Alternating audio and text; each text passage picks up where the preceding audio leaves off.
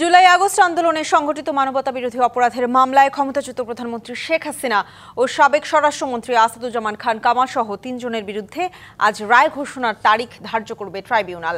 আরও জানাতে ট্রাইব্যুনাল প্রাঙ্গণ থেকে যুক্ত হচ্ছেন সহকর্মী লিটন মাহমুদ। লিটন, ট্রাইব্যুনালের কার্যক্রম কখন শুরু হতে পারে, বিস্তারিত জানাবেন। সোনিয়া, আপনাকে ধন্যবাদ। আপনি যেমনটি বলছিলেন, জুলাই গণঅভ্যুত্থানে মানবতাবিরোধী অপরাধের দায়ে ক্ষমতাচ্যুত সাবেক প্রধানমন্ত্রী শেখ হাসিনা সহ ৩ জনের বিরুদ্ধে আজ রায়ের দিন ধার্য করবেন ট্রাইব্যুনাল। সেই উপলক্ষে ট্রাইব্যুনালকে ঘিরে ৩ স্তরের কড়া নিরাপত্তা বেষ্টনী যে ব্যবস্থা সেটি কিন্তু নেওয়া হয়েছে এবং আমরা দেখেছি যে ভোর রাত থেকেই এই ট্রাইব্যুনালকে ঘিরে সেনাবাহিনী, র্যাব, বিজিবির পাশাপাশি পুলিশ এবং সাদা পোশাকের যারা গোয়েন্দা বাহিনী রয়েছেন সদস্য, তারা এখানে নিরাপত্তা নিয়োজিত রয়েছেন এবং প্রত্যেকটি গিয়ে যারা এই ট্রাইব্যুনালের ভেতরে মানুষ প্রবেশ করতে চাচ্ছেন তাদেরকে কিন্তু এখানে আসলে নিরাপত্তা বলের মধ্য দিয়ে গিয়ে ভিতরে প্রবেশ করতে হচ্ছে। আর যে কথাটি বলছিলেন কখন আসলে এই রায়ের দিন ধার্য করবেন, আমরা যতদূর ট্রাইব্যুনাল সূত্রে জানতে পেরেছি বেলা 11টার দিকে 25 বছরের ওয়ারেন্টিযুক্ত দীর্ঘস্থায়ী দরজা প্রোটেক্টর, আধুনিক ও মজবুত দরজা।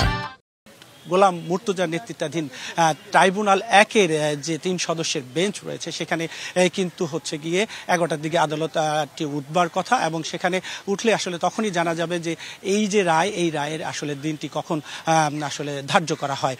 একটি বিষয় আপনার মাধ্যমে জানিয়ে রাখতে চাই, এই যে রায়ের যে দিনটি ধার্য করবেন এর আগে যে বিচারিক প্রক্রিয়াটি হয়েছিল শুরু, সেই বিচারিক প্রক্রিয়ায় কিন্তু এই মামলার যিনি আরেকজন অপর আসামি রয়েছেন অর্থাৎ সাবেক আইজিপি চৌধুরী আবদুল্লাহ আল মামুন, তিনি কিন্তু রাজসাক্ষী হিসেবে নিজের দোষ স্বীকার করে এবং গিয়ে পুরো ঘটনাটির আসলে যে জুলাই গণঅভ্যুত্থান ঘিরে যে হত্যাযজ্ঞ হয়েছে সেই বিষয়টিকে কিন্তু তিনি দায় স্বীকার করেছেন এবং নিজেকে দোষী সাব্যস্ত করেই সেখানে তিনি আসলে তিনি সাক্ষ্য প্রদান করেছেন। এবং এখন আসলে বিচার্যের যে বিষয়টি, যে ট্রাইব্যুনাল আসলে কি সিদ্ধান্ত নেন, তাকে দোষী হিসেবে করে রাজসাক্ষী হিসেবে তাকে আসলে সাজা দেন বা দণ্ডিত করেন কিনা সেই বিষয়টি আসলে সামনে এসছে। তো সব মিলিয়ে আসলে যে 5টি অভিযোগে সাবেক প্রধানমন্ত্রী শেখ হাসিনার বিরুদ্ধে অভিযোগ আনা হয়েছে, সেই আসলে বিচারিক কার্যক্রমের যে সর্বশেষ যে বিষয়টি, সেই রায় আজকের দিন ধার্য করা হবে এবং সেটি ধার্য করা হলেই আপনার মাধ্যমে নিশ্চয়ই আমরা পরবর্তীতে দর্শকদের জানিয়ে দিতে পারবো। সোনিয়া, ধন্যবাদ আপনাকে।